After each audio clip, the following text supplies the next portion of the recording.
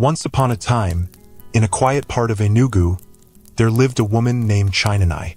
She was the kind of woman people looked up to, not because she was loud or flashy, but because she was kind, calm, and carried herself like someone who had peace in her heart. She worked as a schoolteacher in a nearby primary school. Every morning, she tied her scarf neatly, packed her lesson notes, and walked to class with a gentle smile. Children loved her. Even parents would greet her with respect on the road. She didn't wear makeup, but her beauty was soft and deep, the kind that stayed even when the lights went off. Chinanai had one dream, just one: to marry the man she loved and build a quiet, happy home. Nothing too big, just a little house with flowers at the front, children playing in the backyard, and laughter in the evenings. And for a long time, it seemed like her dream was coming true. His name was Ibuka. Ibuka was tall, light-skinned, and confident. He worked in real estate and always had strong opinions. When he laughed, it filled the room. When he walked into any space, people noticed. He liked to wear clean white kaftans and always smelt like expensive perfume. And when he looked at Chinanai, he always said, "I must have done something right for God to give me you." People loved seeing them together. They fit like rice and stew, one of Chinanai's friends once said during a hangout. Even at church, people started calling them the couple that makes others want to marry. Chinanai's younger sister, Amara, was also always around. Amara was the opposite of Chinanai in every way. Loud, playful, always wearing trendy clothes, always on her phone.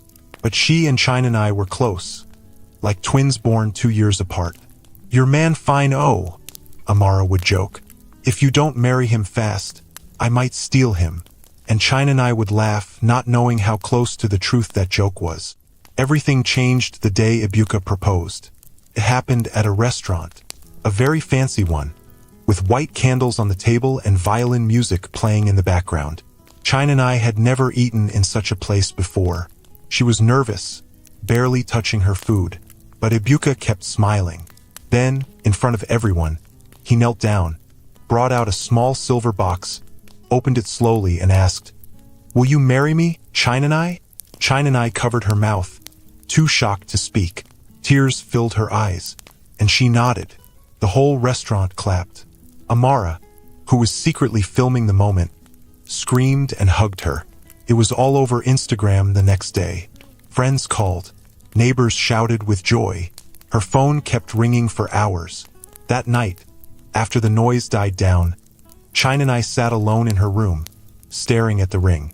It was beautiful, gold with a tiny sparkling diamond. She held it to the light and watched how it danced. She whispered to herself, "I'm getting married." The following weeks were full of planning. Chinanai's mother cried when she saw the invitation card. "My first daughter. Finally," she said, holding her hands tightly. The venue was booked. The caterer was chosen. The bridesmaids' dresses were ordered. Amara was picked as the maid of honor. Everything moved fast. One evening, while Chinanai was arranging guest lists with her friend Ife, Ibuka walked in, wearing a black shirt and jeans. "Baby, you've lost weight," he said, kissing her forehead. "I've been busy," Chinanai smiled. "You're doing too much. I don't want my bride fainting on our wedding day," he teased. Chinanai laughed. "Then you should help me more." Ibuka held her hands. "After the wedding, you won't lift a finger. I'll pamper you every day." Ife giggled from the corner. "God, when?" she whispered under her breath. As they laughed together, Amara came in holding a small cooler. "I brought jollof rice. Nobody should say I don't care." Ibuka stood. "Amara, you know how to make jollof." Amara rolled her eyes. "Please, I've been better than Chinanai since I was 10. They all laughed. It was a warm evening, the kind that made you think life was perfect. But underneath all that laughter, something was hiding. Something dark, something sharp, and it was coming closer every day. Later that night, after everyone left, Chinanai sat on her bed again, still holding her ring. She looked at her reflection in the mirror. "God," she whispered, "please let this be real. Let him truly love me. Let this not be a mistake." The room was quiet. No answer. Only the soft hum of her ceiling fan. The next day, China and I went to the market with Amara. They walked between rows of colorful fabrics, pointing at lace, velvet, and ankara. "This one is too dull," Amara said, dropping a gold fabric. "It's classic," China and I replied. "It's old," Amara said, laughing. "You're not marrying a 70-year-old chief." They bickered and giggled as they moved from one shop to the next. A few market women smiled at them, saying, "Fine girls. Una day shine today." Amara winked. "It's wedding fever." China and I smiled, but inside, she felt something strange, something she couldn't explain, like a quiet warning in her chest. Back at home, while resting on the couch, she asked Amara, "Do you think Ibuka really loves me?" Amara froze for a second, then laughed too loudly. "What kind of question is that? My friend, rest your. You've caught a big fish. Better hold him tight." China and I nodded slowly, but that strange feeling didn't leave her. As days passed, the wedding moved closer. China and I would go to school, teach her children, and return home to wedding tasks. She was tired, but she was also excited. Then one evening something happened. Something small, but it changed everything. Ibuka came over to pick China and I for a pre-marriage counseling class. He knocked and waited outside, scrolling on his phone. Amara rushed out before China and I, carrying a shawl. "Take it," she said to Ibuka. "It's cold. Don't let your fine body catch flu." China and I was still putting on her shoes inside, but when she came out, she noticed something strange. Ibuka's face, the way he looked at Amara. It was just a second, flash, but she saw it, and she never forgot it. That night, while lying in bed, she kept seeing that look. It wasn't the normal friendly smile. It was something else. She tried to shake it off. "I'm overthinking," she told herself. "They've known each other for long. Maybe that's just how they play." But the thought refused to leave. Still, she said nothing. She didn't want to spoil things. The wedding was only 3 weeks away. She had waited too long to let fear ruin her joy. So she kept planning. She kept smiling. And she kept trusting. At least she tried to. Because even though everything looked perfect, something was broken. And it had already started to rot from the inside.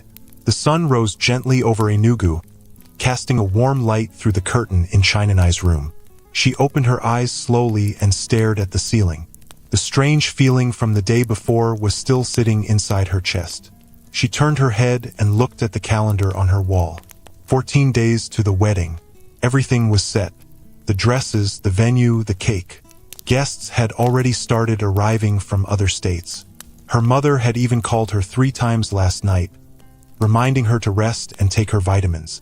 But China and I didn't feel like a bride anymore. She felt like someone waiting for something bad to happen. She stood up, dragged herself to the bathroom, brushed her teeth, and washed her face. As she came out, she heard Amara laughing from the living room. "Hello, boo. Don't miss me too much, oh." Amara was saying on the phone, her voice playful. China and I paused. Amara's room was next to hers. The door was slightly open. Her sister was lying on her bed, one hand holding her pink iPhone, the other flipping her hair as she spoke into the phone. "No now. She's still inside." Amara giggled. "Relax. I'll come later." China and I took a step back quietly. That voice, so soft, so sweet. It was the voice Amara only used when she was flirting. And something about it made China and I's stomach twist. Later that day, they were supposed to go over the guest list again. But before that, China and I needed to call the decorator to confirm the flower arrangements. She couldn't find her phone. "Amara," she called out from the kitchen. "Can I use your phone for 1 second? I can't find mine." "Yeah, sure.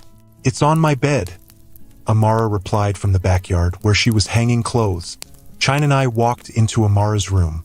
The pink iPhone lay on the bed, unlocked. As she picked it up, a message notification popped up. It was from E. China and I blinked. The message read, "I can't stop thinking about last night. I miss your mouth." Her hand shook. She opened the chat thread. And there it was. Ibuka, his full name. his profile picture, his number, the same Ibuka she was about to marry.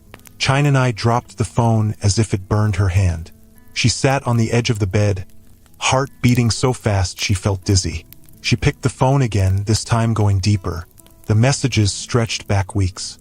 Some were romantic, some were disturbing. All were filled with clear signs that they were having an affair. Pictures, videos, voice notes, and then a text from a few days ago. Baby, after the wedding we'll still find a way. You're the one I want.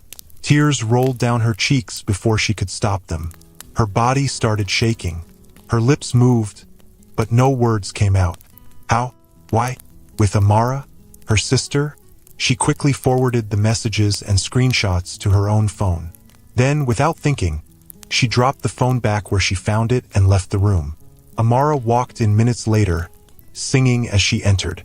Did you call the decorator? China nodded without looking up. Yes, thanks. Amara smiled and walked past her, not knowing that the whole truth had already been uncovered. That night, China couldn't sleep. She sat in the dark, holding her phone like it was a knife in her chest. Her chest rose and fell. Her eyes were red. She didn't cry loud. She just sat quietly and let the tears fall. She stared at the screenshots again. The one where Amara was in a red towel, smiling at the camera. The one where Ibuka said, "Let her go. She's too boring for you." The one where Amara replied, "She'll cry, oh, but she'll get over it. I'm the one who makes you happy." China squeezed the phone tight. Her hands were cold. Her heart felt like it was falling inside a deep hole. She remembered when she and Amara were little girls. They would sleep on the same mattress, tell each other secrets, and whisper about boys they liked. How did it come to this? And Ibuka? The man who prayed with her, who knelt down and proposed in public, who held her mother's hand and called her Mama. He was lying the whole time. The next morning, China stood in front of her mirror, staring at herself. She touched the engagement ring on her finger. It still sparkled, but it felt heavy now. She took it off slowly and placed it on the table. Later that day, Ibuka called. "Hey, baby." His voice was soft. "How are you this morning?" "I'm fine," China replied, trying to sound normal. "You didn't text me all night. I missed you." She paused. "I slept early. I wanted to see you today," he said. "Can I take you out this evening? Just the two of us." "Okay," she replied. "What time?" 6 p.m. "I'll come pick you up." After the call, China sat down quietly. She needed to see his face. She needed to look him in the eyes and see if he would lie to her again. At 6 p.m. sharp, Ibuka drove in. He was wearing a black kaftan, looking fresh and confident. He stepped out of the car and opened the door for her. "You look tired," he said. "Too much wedding stress?" China nodded. They went to a quiet restaurant. He held her hand as they sat. "So," he said with a smile, "in 2 weeks you'll be my wife. I still can't believe it." China looked at him, really looked. His eyes, his smile, his hands, everything looked the same, but she now saw it all differently. "How are you really feeling about the wedding?" she asked softly. "I'm happy," he said. "Are you not?" She looked down at her drink. "Do you feel ready?" she asked again. He chuckled. "I've been ready since I met you." China looked up slowly. "No doubts? No second thoughts?" she asked. Ibuka leaned closer. "Why are you asking me this? Is something wrong?" She paused. "No, I just wanted to be sure." He touched her hand. "You're the best thing that's ever happened to me. You're the one I want to build a life with." His words stabbed her. He was lying. So easily. China smiled faintly. That night, she said very little as he drove her back. When he dropped her off, he kissed her forehead. "I love you." She nodded and walked inside. She didn't say it back. When she entered her room, she shut the door and locked it. Then she sat on the floor and cried until her throat hurt. The next day, she got a call from her aunt who lived in ABA. "China, I'm coming early for your wedding. My husband too. I already bought wrapper." China smiled. "Thank you, Auntie." Everyone was excited. Everyone was planning, but no one knew the truth. No one knew what was coming. She wanted to tell her mother. She wanted to scream and shout and burn the whole wedding down. But something held her back. That night, as she lay on her bed, staring at the ceiling again, a new thought entered her heart. Not pain, not tears, something else. Plan. If she exposed them now, people would call her dramatic. Her parents would cry. Guests would cancel. She would look like the bad one. But if she waited, if she played her part, if she smiled, danced and said, yes, then revealed everything when the world was watching, that would be the real revenge. She sat up slowly. Her face was calm now. The tears had dried. The pain was still there, but it was no longer controlling her. It was now her weapon. She picked up her phone and opened the album of screenshots again. She renamed the folder Wedding Gift. Then she turned off the light and went to sleep. For the first time in days, she smiled. The days moved fast, but for China and I, everything felt slow. The wedding was just 10 days away, but she was no longer counting down with joy. She was counting down with purpose. Every smile she gave, every hug she returned, was part of her plan. Nobody knew what was coming. Not her mother, not her sister, and definitely not Ibuka. That morning, the sun was bright. The neighborhood was buzzing with weekend sounds. Children playing, music playing from speakers, neighbors frying akara. China and I sat in front of the mirror, brushing her hair slowly. Her phone buzzed. It was Ibuka. Good morning, baby. I'm traveling to Nsuka for a quick meeting. Just a day trip. I'll be back before night. I'll call you when I land. China and I stared at the message. She replied, safe trip. That was all. No heart emoji. No, I love you too. She dropped the phone and stood up. Then Amara entered the room. Your husband sent me fuel money, she said, grinning and waving her phone. I guess he wants me to glow for the wedding. China and I looked at her in the mirror. Really? Yes-o. Amara laughed. You think it's easy to slay on your wedding day? I have to represent. China and I forced a small smile. Make sure you represent well. Amara flopped on the bed and scrolled through her phone. I'm even thinking of changing my hair. I want a long bone-straight wig this time. China and I turned to face her. Where did you two go last week? That evening I was sleeping and didn't see you both till late. Amara froze for half a second, then looked up. Ah, that day? We just went to get suya. Why? China and I looked into her sister's eyes. No reason, she said quietly. Amara smiled quickly. Are you jealous? Don't worry. After the wedding, you can own him fully. China and I said nothing. She just picked up her earrings and walked out of the room. Her heart felt heavy again. Still hurt. Every word, every lie, every moment Amara acted like nothing was wrong. But the pain was her fuel now, and she would hold it in until the perfect moment. By evening, the house was full. Her cousins from Onitsha had arrived. Her mother was cooking and laughing. Her father was in the living room arranging drinks. Everyone was happy. Everyone was planning. China and I smiled and served drinks. Then, around 7 p.m., her phone rang. It was Ibuka's friend, Keen. She picked it up. Hello, Keen. His voice was shaking. China and I, are you home? Yes. Why? There was silence. Then he said it. Ibuka had an accident.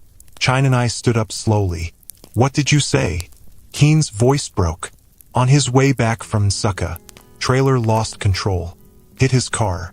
They just rushed him to Enugu General Hospital. Her hands started shaking. Her chest felt like it was closing in. She tried to speak, but no words came out. Come, please come, Keen said. He's asking for you. China and I dropped the phone and grabbed her bag. Where are you going? Her mother asked, frowning. To the hospital, she said, almost breathless. Ibuka was in an accident. Screams filled the house. What? Jesus!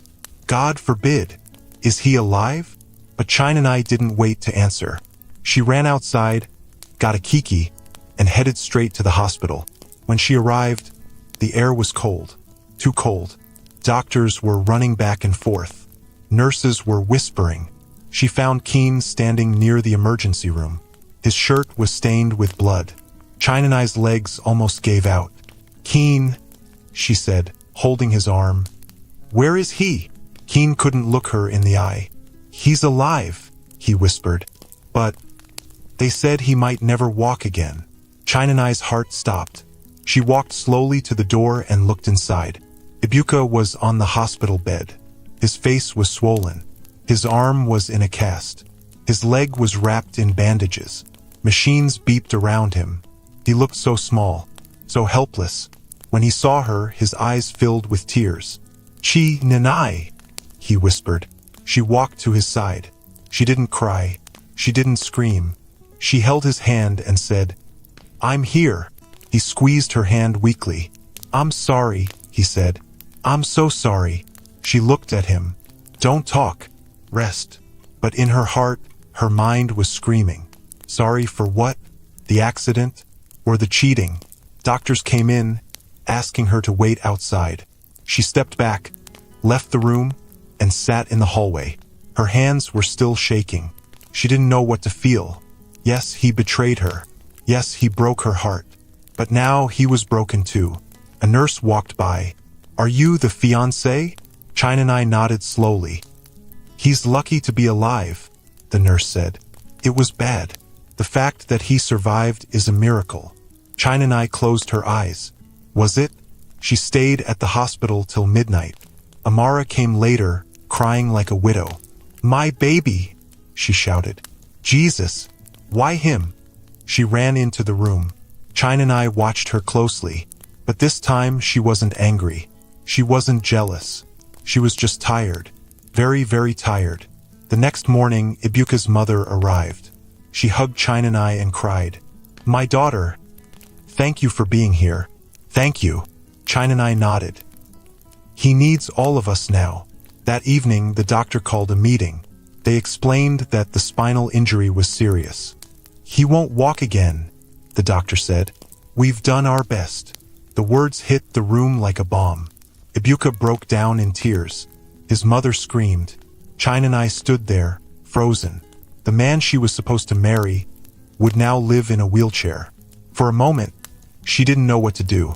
Then she walked to him, knelt by his bed, and held his hand. "I'm still here," she whispered. He looked at her with broken eyes. "Why? I don't deserve you." She looked at him for a long time. "I made a promise," she said, "and I'm not going anywhere." But inside her heart, the war began. She didn't know what was real anymore. Did she mean what she said? Was it pity? Was it revenge? Was it love? Everything was tangled. But one thing was clear. She would not leave. Not yet. 2 days later, they discharged Ibuka. The wedding was now 6 days away. He couldn't walk, but he begged Chinanai to go on with the wedding. "I can't lose you too," he said. "Please." Chinanai looked at him. "You won't," she said softly. His eyes filled with tears. "You're an angel." But she wasn't. Not anymore.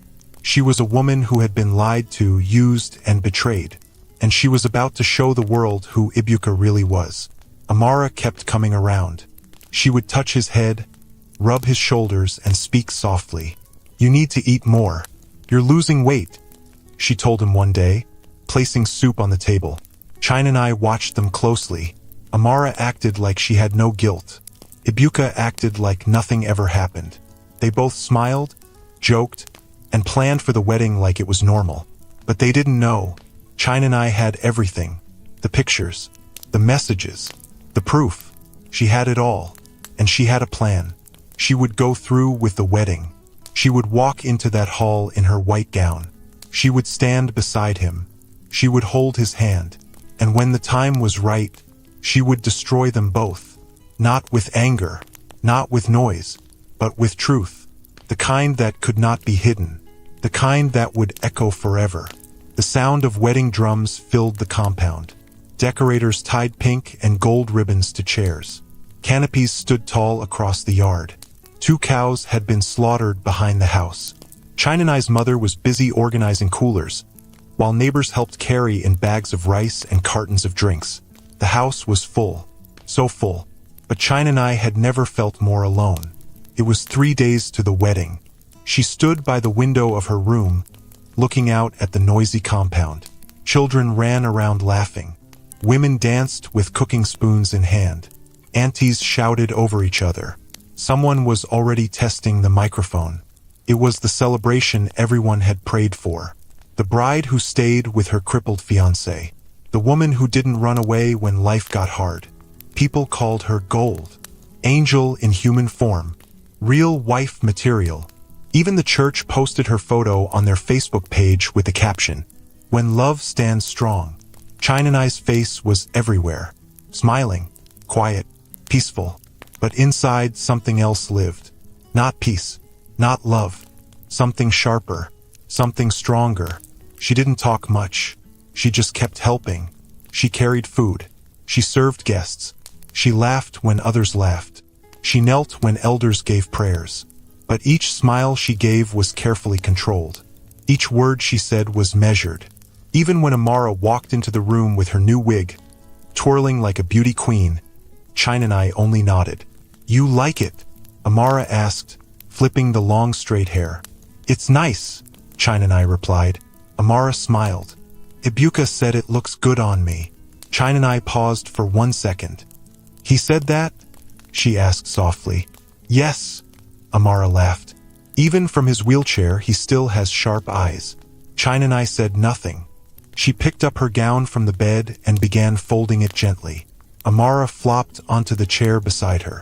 "You're really a good woman, you know?" she said. "Many girls would have left by now, but you stayed." China looked at her carefully. "Would you have stayed if it were you?" Amara blinked, surprised. "Me?" China nodded. "I don't know," Amara said, sitting up straighter. "I mean, it depends. But you two are meant to be." China smiled slightly. "Yes, meant to be." Amara laughed nervously and stood up. "Anyway, I'm going to get my nails done. I'll be back before dinner." As Amara walked out, China stared at the back of her head. The same head that had once rested on Ibuka's chest in a hotel bed. The same hand that had once touched his face like it belonged there. She breathed slowly. 1, 2, 3. "Let it go for now," she whispered to herself. "Just a little longer." That evening, Ibuka's mother visited. She brought food, gifts, and a big Bible. "Let's pray, my daughter," she said, placing the Bible on China-Nai's lap. China-Nai nodded and knelt down. The older woman placed her hands on China-Nai's head and began to speak softly. "Father, bless this girl. Bless her womb. Bless her days. Let her never lack." China-Nai closed her eyes. Tears gathered under her eyelids, but she didn't let them fall. After the prayer, the woman hugged her tightly. "You are not just a bride," she said. "You are mercy in human form." China-Nai forced a smile. "Thank you, Mama. You've shown my son more love than anyone else," the woman continued. "You've stayed even when others would have run. God will reward you."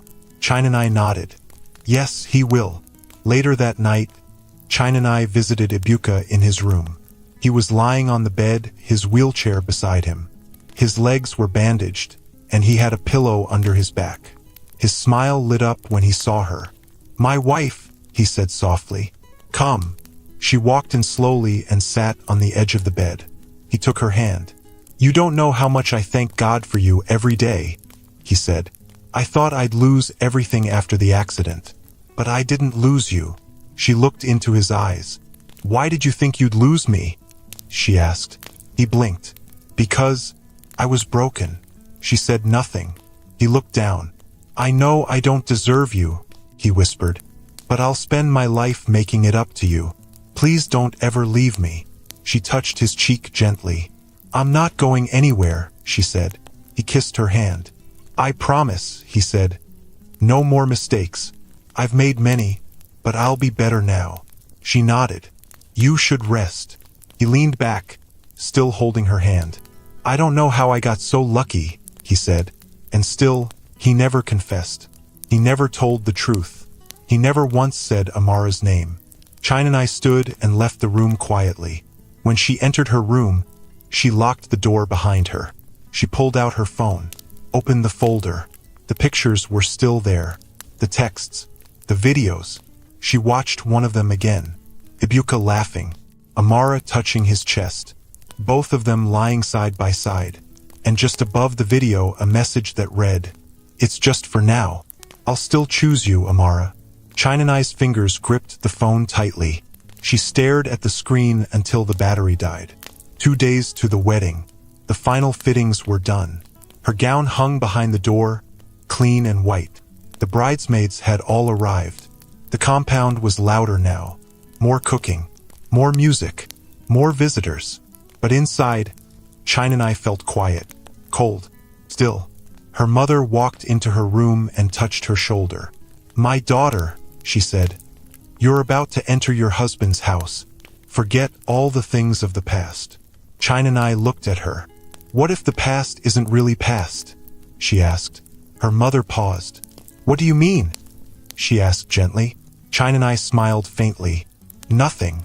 Her mother laughed. "You're just nervous. It's normal." She kissed her forehead and walked out. China-Nai turned and faced the mirror. She stared at herself. "You're ready," she whispered. "You've waited long enough." 1 day to the wedding. It was the traditional marriage day. Men danced in front of the compound with talking drums. Palm wine flowed from jug to jug. People wore wrappers and head ties in gold and purple. Ibuka's people came with yam, goat meat, and drinks. Her father welcomed them with a loud voice. Everything looked perfect. China-Nai sat beside her aunties, smiling when needed, kneeling when called. Amara danced around the compound, laughing loudly, showing off her dress. "She's a fine maid of honor," people said. But one woman looked closely at her and whispered, "Too fine for comfort." China-Nai heard it, but she didn't speak. She only smiled and drank her malt slowly. That night, after everyone had gone, she sat alone in her room. The white gown was ready. The rings were ready. The guests were ready. Only one thing left, the reveal. She picked up her phone, connected it to her laptop, and opened the folder again. Then she clicked, "Select all," and clicked, "Create slideshow." As the pictures rolled on her screen, soft music playing in the background, China-Nai's face stayed blank. She whispered to herself, "Tomorrow they will all see you." The morning sun rose slowly over the village. Birds chirped softly. The breeze was cool. Everything felt calm. Too calm. But inside the house, nothing was calm. People moved up and down. The compound was full. Cars were lined outside. Relatives from all over the country had arrived. The canopy outside was already decorated in pink and white. Flowers, bows, chairs. Everywhere looked like a dream. Today was the day. China-Nai sat quietly in her room. Her white wedding gown laid out on the bed. Her makeup artist was already setting up. Her aunt was ironing her veil. The smell of perfume and body powder filled the room. But China-Nai wasn't smiling. She was quiet, still. Her mind was on one thing, the slideshow. She had stored it safely on a flash drive. The same flash drive she had slipped into her purse last night.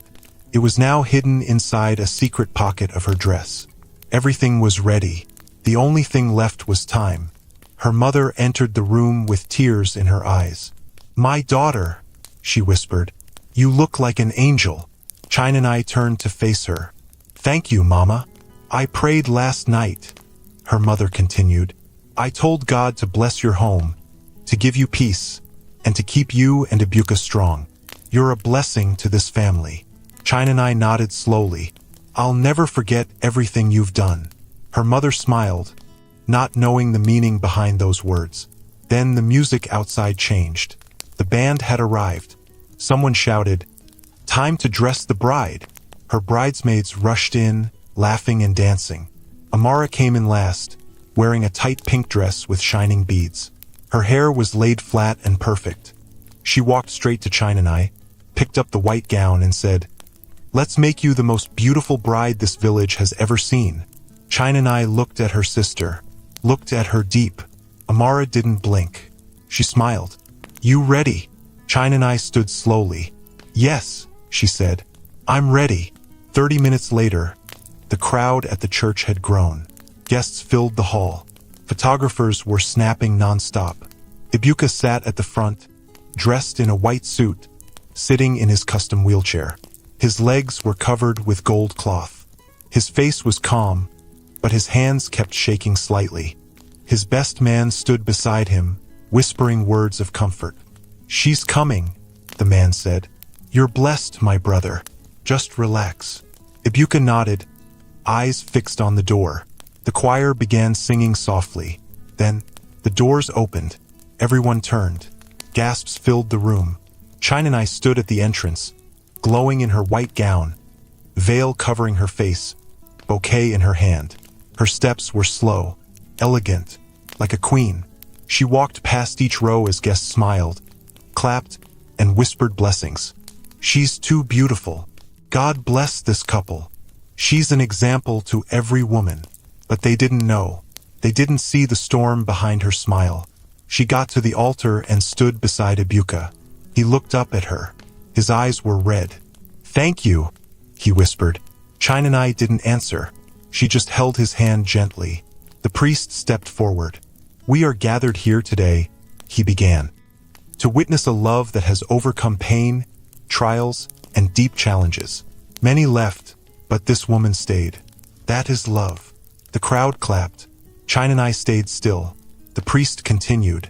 Before we begin, the bride has asked for a few minutes to speak. Gasps again. The priest turned to her. Do you wish to say something now? China nodded. Yes, father. Just a short word. She stepped forward, turned to face the crowd, and took the microphone. Amara sat in the front row, smiling brightly. Ibuka looked nervous. The hall went quiet. China voice was soft but clear. Good morning, everyone, she said. I thank you all for coming here today to witness my wedding. This day is special, and I have a gift for my husband. Everyone smiled. Amara smiled wider. Even Ibuka relaxed a little. China turned to the media team at the back. Please play the video. The hall paused. The technician frowned, confused. I thought we were only playing music. It's already inside the flash drive I gave you, China said. Just play it. The technician nodded and clicked play. The projector screen behind the altar came alive. First, a soft piano tune began. Then pictures started to roll. The first one showed Ibuka and Amara sitting on a bed. The room went silent. The next image showed a message. I can't wait to touch you again. She doesn't have what you have. Then more pictures, more texts, a video, Ibuka shirtless, Amara in a towel, laughing. Then her voice. She'll cry, oh, but she'll get over it. Screams filled the room. Chairs shifted. People stood. Amara jumped to her feet. Stop it. Stop it now. Ibuka covered his face with both hands. Oh my God. The priest stepped back, shocked. Guests turned and stared at Amara. Is that not her? Jesus. She slept with her sister's husband-to-be? China stood calmly. She turned back to face the hall. I found out 2 weeks ago, she said. I kept quiet. I didn't shout. I didn't cancel. I wanted the truth to show itself. And today, you've all seen it. She placed the microphone down gently. Then she turned to Ibuka. I did love you, she whispered. But you broke me. She looked at Amara. My own sister. Amara was frozen. Her mouth opened but no words came out. China pulled off her veil slowly and handed her bouquet to a bridesmaid. Then she turned to the crowd one last time. I will not marry a man who betrayed me. I will not share a house with a woman who stabbed me. Today is not a wedding. It is a funeral. I am burying every lie I ever believed. Then she stepped down from the altar. Her heels echoed through the church. The guests parted as she walked past them. Some covered their mouths. Some watched her with tears. Some clapped. She walked through the open door into the bright sun, her gown flowing behind her. Free. The church was no longer calm. The once happy wedding hall had become a battlefield of whispers, stares, and confusion. Chinanai's footsteps echoed in people's ears long after she left. Her words, sharp, calm, full of truth, still hung in the air like smoke from a fire. Ibuka remained frozen at the altar, his face pale, his head bowed. The projector screen was still lit, stuck on the last image from the slideshow. It showed him and Amara in a hotel room, smiling at the camera, half-dressed. The priest slowly stepped away from the pulpit. Some guests stood, others sat. No one knew what to do. The microphone Chinanai had dropped still lay on the ground. Its soft hum filled the silence. Then, finally, a voice from the front row. Amara, is it true? It was their mother. Her voice was shaky, but her eyes were sharp. Amara didn't answer. She stood stiff like a statue, her makeup now mixed with sweat. Her hands shook. Her legs couldn't move. Their mother stood up slowly. Amara, she said louder. Is it true? Mama, please. Amara finally spoke, her voice low. Tell me now, her mother screamed, walking toward her. Did you sleep with your sister's fiancé? Amara opened her mouth, but nothing came out. The whole church turned to her. All eyes, all anger, all disbelief. Then a loud slap landed across Amara's face. The church gasped. Her mother had slapped her so hard that Amara stumbled backward. You disgrace, the woman shouted. Your own sister, your own blood. Amara held her cheek, eyes wide. Ibuka tried to raise his hand weakly. Please, enough. But no one listened. Ibuka's mother was crying beside him. She kept shaking her head and mumbling, This can't be. This can't be. The guests began to murmur louder. That's her? That's the sister. Jesus. What kind of heart is that? How can a woman betray her own blood? Some guests started leaving. Some took out their phones and began typing. The scandal was no longer private. It was now public. Someone had recorded the whole thing. The video of Chinanai's speech. The slideshow. The shock. It was already being shared across phones and WhatsApp groups. Within minutes, the title appeared. Bride exposes cheating groom and her own sister at the altar. Outside the church, Chinanai walked toward the road, her steps firm. She didn't cry. She didn't shake. She just kept walking. People tried to call her. Chinanai, wait, come back. But she didn't turn around. Her white gown swept the dust behind her. Cars honked as she crossed the road. A Kiki man parked beside her. Auntie, you need ride? She nodded. Take me home. Back at the family house, her mother's compound was still full of guests who had not made it to the church yet. They were eating, drinking, laughing. Then someone's phone rang. Then another. Then another. And slowly, one by one, they all saw it. The video. Gasps echoed across the yard. Plates dropped. Cups spilled. Then someone shouted, They've canceled the wedding. She exposed them. Aunties rushed inside. Uncles stood still. The whole place turned upside down. The Kiki stopped in front of the house. Chinanai stepped out quietly. People stared at her like they'd seen a ghost. Her gown was still clean. Her makeup still fresh. She walked into the house. Inside, her father stood in the parlor, his face red with anger. Her mother was crying on the couch. Aunties surrounded her with questions. What happened? Is it true? Where is Amara? Chinanai stood at the door. They turned to her. Is it true? One auntie asked. She didn't answer. She walked past them and went to her room. She locked the door behind her. Then she sat on the floor. Finally, she let the tears come. Not loud tears, not wild ones, just slow, heavy ones that refused to stop. The kind of tears that don't fall from the eyes alone, but from the soul. She sat there, crying into her hands. Not because of the wedding, not because of Ibuka, but because her own sister, her own blood, had looked her in the eye and smiled through the lie. The pain was too deep, too sharp, too personal. Back at the church, Ibuka's friends had helped him into a car. He said no word the whole time. His face was blank. His body felt weak. His hands trembled. When he got to his parents' house, he locked himself in his room. His mother knocked on the door. "My son, open, please. Let us talk." No reply. Inside, Ibuka stared at the wall, eyes dry. He had ruined everything.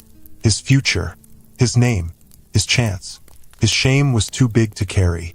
Amara didn't go home. She had run out of the church and disappeared into the streets. No one knew where she went. Her phone was off. Her bag was left behind. Only her dress and wig remained with her. She walked far barefoot through the streets of Enugu. People who recognized her whispered, pointed, took pictures. By evening, she reached a friend's house and begged for a place to sleep. But by then, everyone already knew. Her name was trending online. Her face was everywhere. Sister who slept with groom. The next morning, Chinanai woke up late. Her head hurt. Her body felt like it had been beaten. She sat up slowly, still in her wedding dress. She had fallen asleep on the floor. Her mother knocked on the door. "Chinanai, can I come in?" She said nothing. The door opened. Her mother entered with a bowl of warm water and a towel. She didn't speak. She just knelt beside her daughter and cleaned her face gently. Chinanai didn't move. "I'm sorry," her mother whispered. "I didn't know." Chinanai looked at her, tears returning. "I trusted her," she said softly. "I know. I gave her everything. I know. I didn't deserve this." "No, you didn't." They held each other quietly. No more words, just pain, shared pain. That afternoon, a car drove into the compound. Ibuka's mother stepped out, holding a bag. She knocked on the door. Chinanai opened it slowly. The woman looked at her with red eyes. "My daughter, please. I came to say sorry." Chinanai didn't answer. "I raised him wrong," she said. "I covered too many of his mistakes. I didn't teach him what true love means." Chinanai looked down. "I prayed for a wife like you," she continued. "But my son threw you away." Chinanai said quietly, "He never once confessed." The woman nodded. "I know." She handed the bag over. "Please take this, not as a bride, but as my daughter." Inside the bag were her bride price items, her wedding ring, and a small envelope of money. Chinanai took the bag and nodded once. "Thank you for coming," she said. The woman turned and walked back to her car. 2 days later, the video had crossed Nigeria. YouTubers were making commentary. Radio stations were talking about it. People debated online. Some called Chinanai the bravest woman alive. Some blamed her for waiting till the wedding. Some called her a hero. But one thing was clear. The truth was out, and it couldn't be taken back. Back in her room, Chinanai sat beside her window. The wedding gown now hung in the corner, still white but never worn in joy. She held a pen in her hand and a sheet of paper. She began to write, not to Ibuka, not to Amara, but to herself. "Dear me, you were brave. You loved deeply. You trusted too much. But you didn't break. You walked out when others would have stayed. You told the truth even when it hurt. You chose peace. Now heal." She folded the paper and placed it under her pillow. Then she looked out of the window again. The wind blew gently across her face. And for the first time in many weeks, she closed her eyes and smiled. The village was no longer buzzing with wedding songs. The drums had gone quiet. The guests had all returned home. The decorations were pulled down and packed away. Only silence remained. But inside that silence, people were still talking. They talked in markets. They talked in shops. They talked on buses. They talked in whispers. And sometimes in loud laughter. And every time they talked, 2 names kept coming up. Chinanai, Amara. 3 days had passed since the wedding that never happened. Chinanai sat outside her room, holding a broom in her hand, slowly sweeping the front yard. She was not really cleaning. She just needed to do something. Her eyes were tired. Her heart was still heavy, but her face looked stronger. She hadn't cried since that last night. She hadn't spoken to anyone about what happened, not even Amara, because Amara had not returned. Chinanai's mother came out, tying her scarf tighter. She looked at her daughter quietly, then sat on the wooden bench beside her. They called from the church, her mother said softly. They said the priest wants to meet with you. China didn't look up. What for? They said he just wants to talk. Pray. Check on you. China nodded. I'll go tomorrow. Her mother hesitated, then said, I still haven't seen Amara.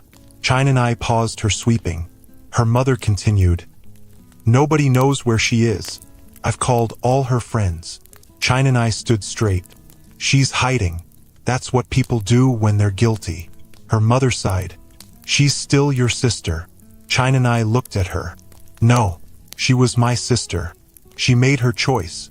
Meanwhile, in another part of the city, Amara sat on a cold floor in her friend Ifyinanya's apartment. Her hair was messy, her clothes wrinkled. She hadn't eaten since yesterday.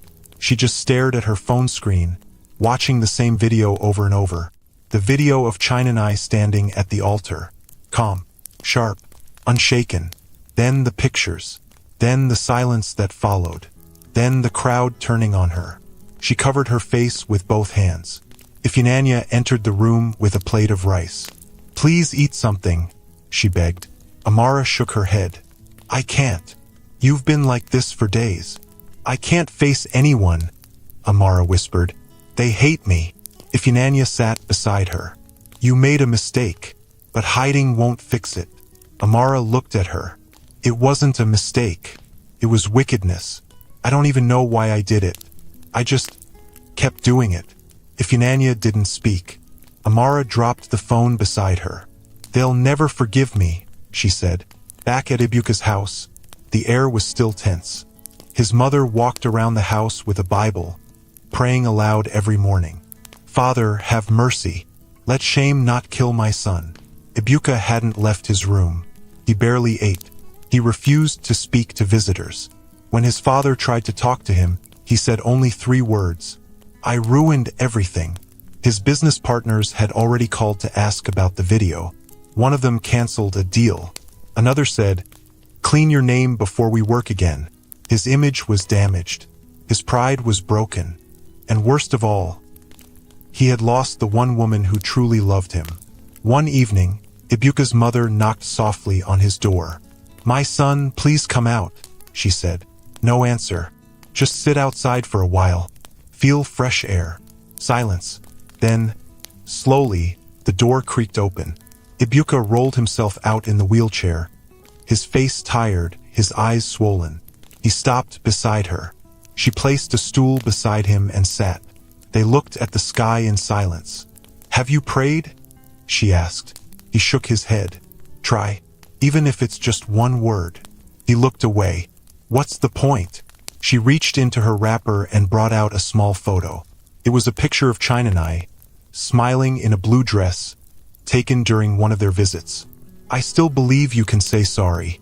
From your heart. Ibuka took the photo and held it tightly. The next morning, China went to the church. She wore a simple gown and flat slippers. No makeup, no earrings, just herself. The priest welcomed her kindly. My daughter, he said. You were strong that day, but are you okay now? China nodded. I'm trying. He poured her a cup of water.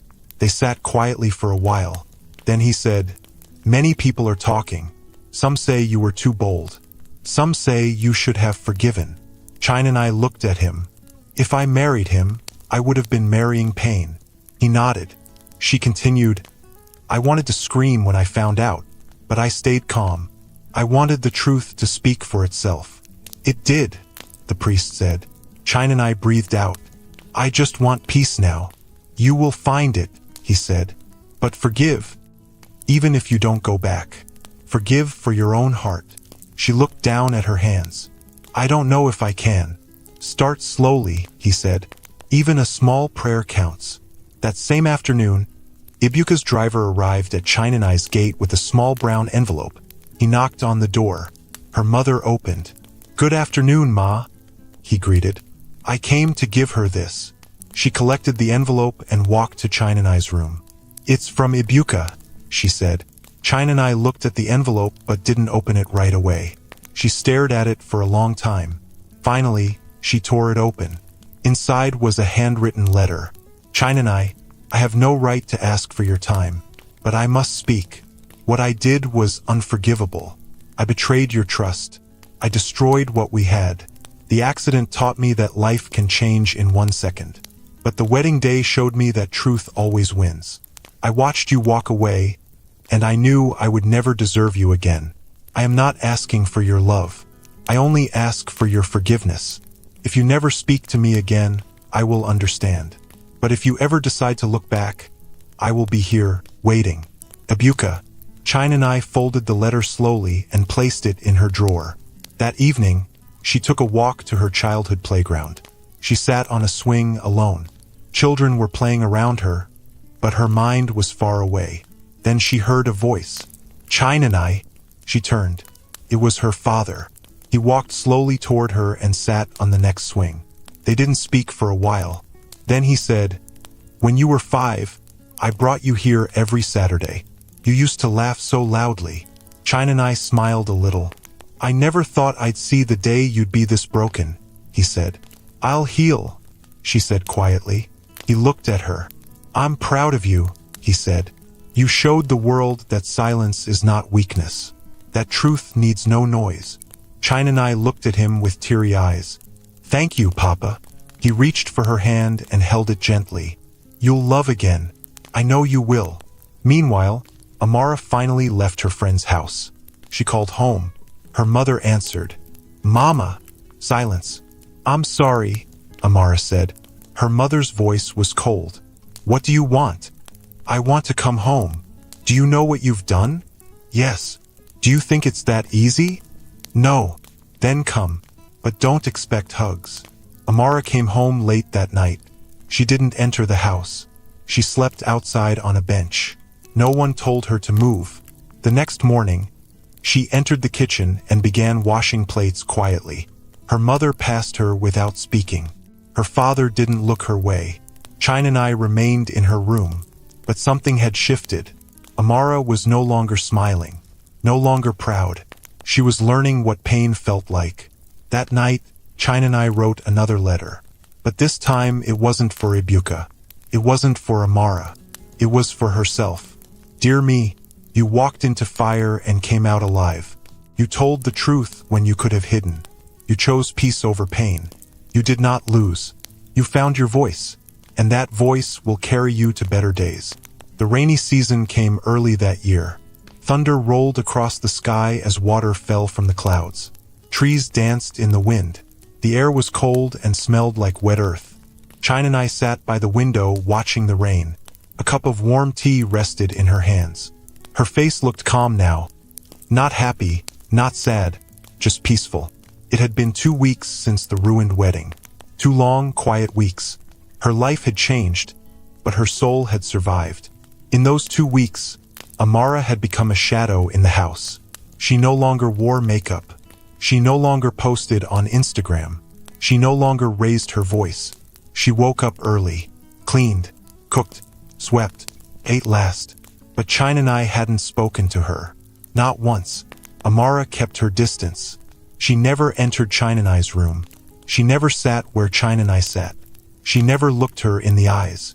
Until that morning. China had just finished folding her bedsheets when she heard a soft knock. She opened the door slowly. Amara stood there holding something. It was a white envelope. "I wrote you something," Amara said quietly, her voice shaky. "Please read it when you're ready." China said nothing. She took the envelope, nodded once, and shut the door. She didn't open it right away. She placed it on the table and sat beside it, staring at it like it might explode. She waited for an hour, then 2. Then finally, she opened it. Inside was a handwritten letter. The paper was wrinkled, and the words looked like they had been written through tears. "China, I don't deserve to speak to you. I don't deserve your forgiveness. But I needed to say these things. You were always the better one. Better heart. Better mind. Better sister. I was jealous. I hated that you were calm and everyone loved you. I hated that Ibuka loved you, even when he was with me. It started as a mistake. But then I kept doing it. And when you found out, I thought you would scream. Fight me. Break everything. But you didn't. You stood there and you waited. And you gave me something I never expected. Shame. Not by words, but by truth. You showed the world who I really was. And now, I see it too. I want you to know that I am sorry. Not because the world saw me, but because I lost the one person who always loved me no matter what. You. If you never speak to me again, I will understand. But if one day you find a small place in your heart, just a tiny corner where I can sit quietly, I will be grateful. I love you, Amara. China folded the letter slowly. Her chest felt heavy. She stood up, walked to her window, and let the wind touch her face. She didn't cry. She didn't smile. She just stood there, breathing. Later that night, Amara sat alone in the kitchen, picking beans. The room was silent except for the soft sound of seeds falling into a bowl. Then she heard footsteps. China entered. She didn't say anything. She just sat opposite her and took another bowl. Together, in silence, they picked beans. After a while, Amara whispered, "Thank you." China replied, "Don't thank me yet." They didn't hug. They didn't cry. But for the first time in weeks, they sat side by side. 3 days later, China received a letter in the mail. This one was from Ibuka. She had ignored his first 2 letters, but this one was different. It was sent through a lawyer. Not for trouble, but for release. Inside was an apology letter and a signed statement that returned all the bride price and declared the wedding officially canceled. The letter was short. "I failed you. I accept my shame. But I will never forget the strength you showed. You were the wife I didn't deserve. May your future be bright, even if it has nothing to do with me." China read it twice. Then she lit a match and burned it. The next Sunday, she went to church, alone. She wore a simple dress and sat at the back. When the service ended, people whispered. Some clapped. Some hugged her. A few came to apologize for not seeing the truth earlier. But China wasn't there for any of that. She just wanted peace. The priest came to her after service. He said, "You look lighter." She nodded. "I feel it too." He placed his hand gently on her shoulder. "You are free." 2 weeks later, China packed a small bag and traveled to Oka. She stayed in her cousin's house, close to a teaching hospital. She registered for a 1-month emotional healing and personal growth program. It was run by a woman who had once walked away from her own wedding 10 years ago. At the center, China met women who had survived pain. A woman whose husband married a second wife without telling her. A woman whose best friend stole her job. A woman who was left at the altar, and another who still went through with her wedding, knowing her groom was cheating. They shared stories. They cried. They laughed. They healed. One day, the counselor asked China, "What do you want now?" China thought deeply, then said, "I want a life that is real. No secrets. No lies. Just real love, even if it takes years to find." The woman smiled. "You'll find it. And when you do, you'll know it's safe." By the time China returned home, she looked different. Still quiet, still calm, but something in her eyes had changed. They now held wisdom, not just from books, but from surviving heartbreak. Amara had started a baking business from the back of the house. She no longer posted selfies. She no longer tried to show off. One evening, she knocked softly on China's door. "I made banana bread," she said. "Want some?" China opened the door. They shared the bread quietly, sipping tea. Then Amara asked, "Do you hate me?" China shook her head. "No." Amara looked down. "Do you still love me?" China was quiet. Then she said, "Yes, but it will take time." Amara nodded, eyes filling with tears. "I'll wait." Months passed. China got a transfer to a better school in Succa. She packed her things, said goodbye to her family, and moved. Her new apartment was small, but cozy. She filled it with books, flowers, and peace. She taught again. She smiled again. She slept better. One Saturday morning, while buying tomatoes at the market, a young man helped her carry her basket. He was polite, gentle. They walked a short distance together. "My name is Obina," he said. "China," she replied. He smiled. Beautiful name. She smiled too, not because she liked him yet, but because she didn't feel fear. Back in her new home, she sat at her table and began writing another letter. But this time it wasn't to herself, or to Amara, or to Ibuka. It was to the future. Dear future, I don't know your face yet. I don't know your hands, or your laugh, or your name. But I'll wait for you, because I've learned that true love doesn't hide. It doesn't lie. It doesn't betray. And when it comes softly, like rain. I am not broken anymore. I am healing. And when we meet, I'll be whole. China and I.